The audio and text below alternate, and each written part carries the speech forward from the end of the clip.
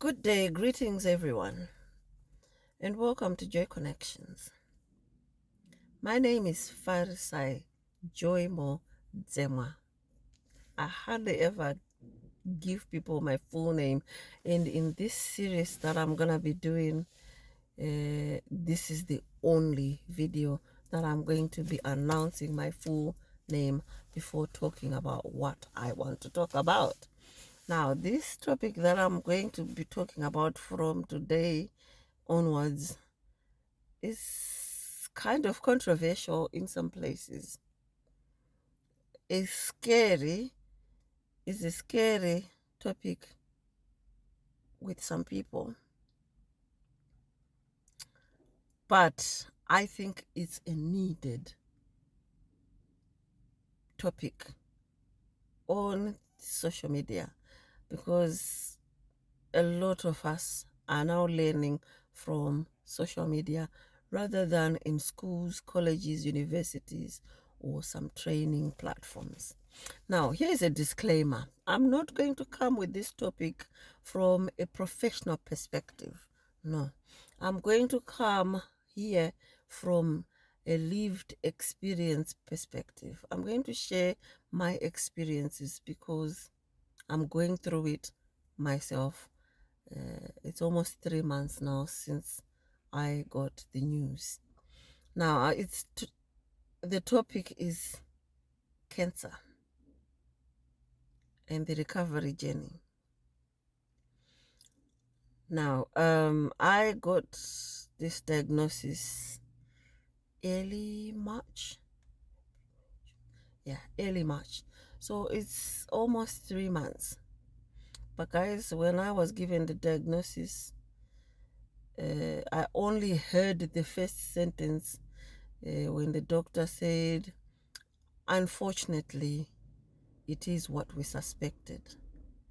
It's lung cancer. And anything and everything else that is said after that was to me just sounds in my ears because I kind of went in shock, which is surprising because I had strongly suspected that I had lung cancer. There were signs that were pretty obvious and there were signals that were pretty loud. And so I had suspected. But you know how sometimes in life you wish against all wishes that what I'm suspecting is not true, what I'm thinking is not true, what I'm believing is not true, what I'm dreading is not true. And if you feel enough hard, if you feel that enough, you can even convince yourself that it's not true, though I'm suspecting it's not true. And that's, I think, what I had done. So I had the CT biopsy done, and I was called in for the results. And I remember a friend from church drove me there because I really wasn't, as I'm saying, I suspected, I was kind of believing it was true, but I wanted to believe that it wasn't true. So I had asked a friend to drive me to the hospital.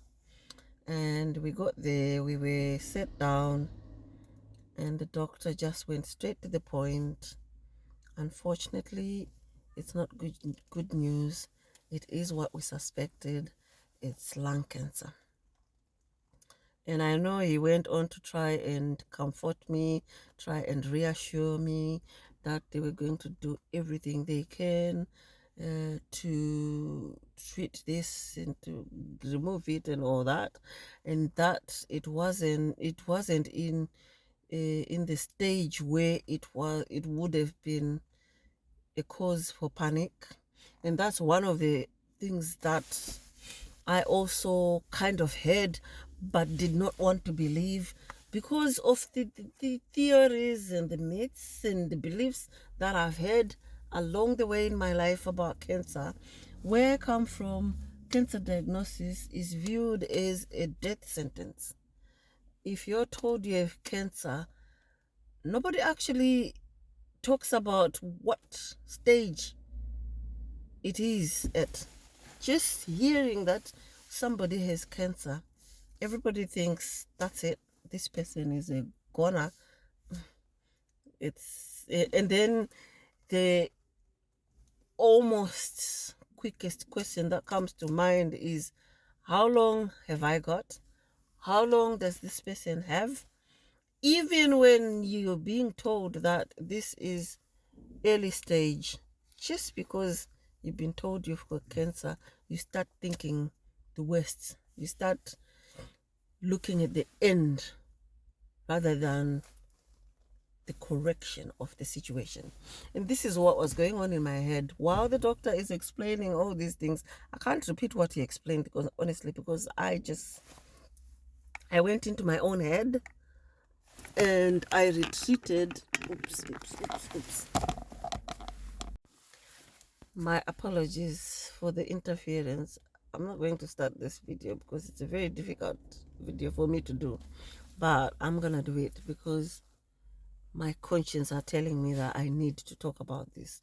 So guys, I'm coming here not as a professional, not as a perfectionist, not as somebody who knows it all, but somebody who is interested in my own well-being and interested in other people's well-being, interested in minimizing the level of concern, worry, and anxiety that is attached to holding a cancer diagnosis.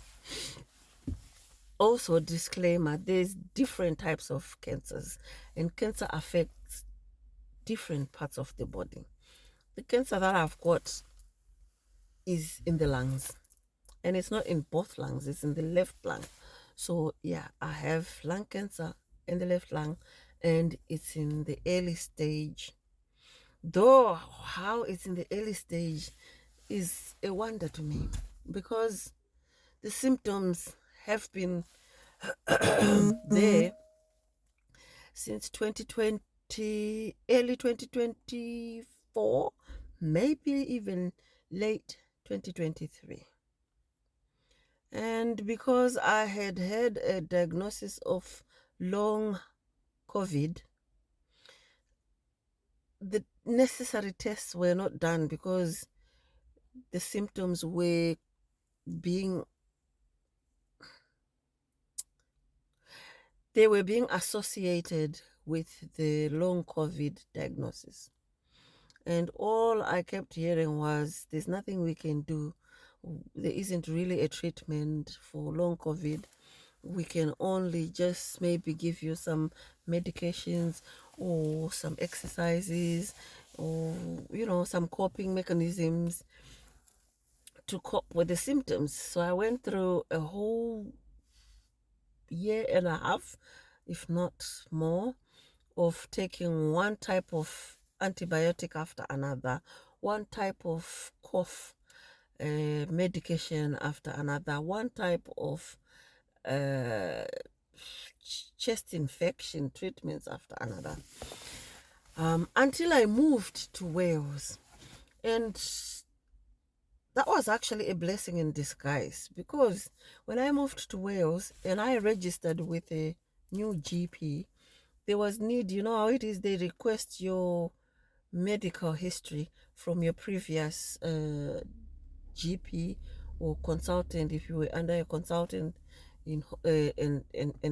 or from the hospital.